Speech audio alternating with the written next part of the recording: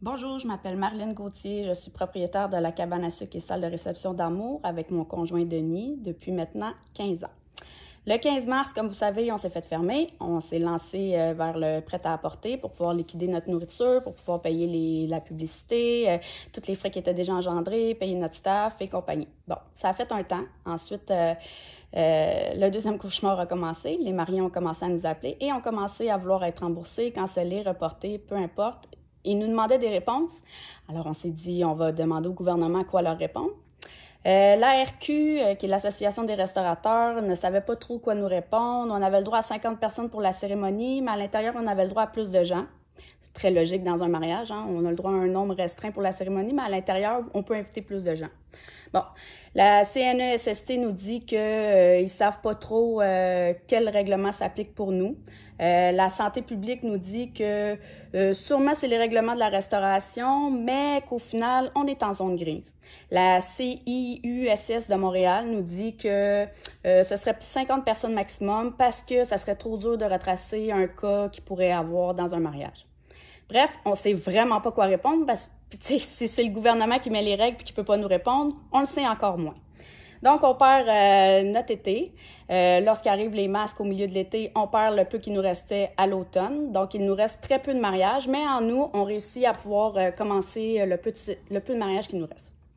Ça se passe bien, les gens sont vraiment compréhensifs, on respecte tout ce qu'on nous demande, les masques, pas de danse. Tu sais, là, vraiment, tout est respecté. On apprend, là, l'école commence. Fait que là, les cas se multiplient. Là, on commence à dire, on commence à nous faire de la mauvaise publicité, mais on ne sait pas si c'est des mariages dans des cours ou dans des chalets qui vont mal, mais on dit que les mariages, on nous fait de la mauvaise publicité. Malgré le fait que dans les salles de réception, on respecte tout ce qu'on nous demande. Bref, on annonce à la télé, on apprend comme quoi que les salles de réception, et là, par magie, on est nommé spécifiquement. Les salles de réception vont tomber à 50 personnes. Et ça, on apprend ça le dimanche. On a un mariage le samedi. Donc, à 5 jours d'avis, on tombe à 50 personnes. Les mariés nous appellent en panique. Qu'est-ce qu'on fait? Puis là, voyons donc, c'est inhumain, là, à 5 jours d'avis. Puis là, on se fait dire que si on tombe en zone rouge, ça va être 25 personnes. Fait que ça se peut que le vendredi, tout est préparé, puis ça peut même être le samedi matin. Ah, ben on tombe à 25 personnes. On fait de la pression, appelle la députée qui, je tiens à le dire, la députée à Sainte-Anne-des-Plaines s'investit beaucoup, puis elle en fait beaucoup pour nous, mais je crois que c'est beaucoup plus haut qu'elle. Donc, bref. On finit par avoir une réponse 4 jours plus tard. Le gouvernement se révise sans le dire directement, mais finalement, les salles de réception, c'est les salles de réception avec permis de réunion qui sont à 25 personnes, je crois, 50 ou 25 personnes. Bref, on retourne à la réglementation de la restauration. On fait notre mariage, ça se passe bien. Ça se passe bien. La police retentit parce que là, c'est vraiment la panique, c'est vraiment la peur. Là. La police arrive, tu sais, les mariés, ben là, on est-tu correct, C'est vraiment un sentiment de, c'est pas le fun, là. Il y a rien de fun là. Les policiers font le tour, tout est beau, fait qu'ils n'ont pas le choix d'admettre que, regarde, tout est en règle, tout est correct. Ils s'en vont. Le lendemain, le gouvernement annonce que, cette fois, c'est terminé. On ferme tout, tout est terminé. Encore une fois, nous, on avait des mariages le samedi. Donc, les mariés en pleurs, en panique, on cancelle tout.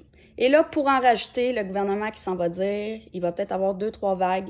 Ça se peut qu'on ferme 2-3 fois. Alors là, devinez qui commence à nous appeler? Lâchez votre truc. Les mariés de 2021. Là, c'est vraiment pas drôle. Là. Les gens ont déjà reporté une fois. Ils sont rendus à l'année prochaine. Nous, on pense, oui, à notre entreprise, mais on pense à ces gens-là. C'est inhumain ce qui se passe, OK? Là, on nous dit, on fait ça pour pas frapper le mur. Ouais, mais en arrière du mur, là, l'éducation va mal. L'économie va mal. Ma grand-mère est dans un CHSLD depuis 2 semaines dans sa chambre avec un plexiglas. Elle nous dit qu'elle veut mourir. Elle n'en peut plus. Je sais pas, là, mais on a fait tout ce qu'on nous demandait. Les cas ne font qu'augmenter. Ça ne fait qu'empirer. On est un pays démocratique. On peut-tu essayer de trouver des solutions avec le peuple? Tu sais, le système de la santé, là, ça fait très longtemps qu'il va mal. Là. Au lieu de prendre des gens qui ont des diplômes gros comme le bras, là, peut-être que d'aller sur le plancher puis demander aux gens directs qui sont sur le plancher, qu'est-ce que vous avez de besoin pour rester? Qu'est-ce qui veut? Je suis sûre qu'ils ont des solutions puis ils doivent avoir plein d'idées pour mettre ça en place. Parce qu'en plus, là, il ne doit pas y avoir grand monde en ce moment qui ont le goût d'aller étudier dans le domaine. Hein. On donne vraiment pas le goût. Ça va mal. Fait qu'il faut trouver des solutions. Il faut essayer de...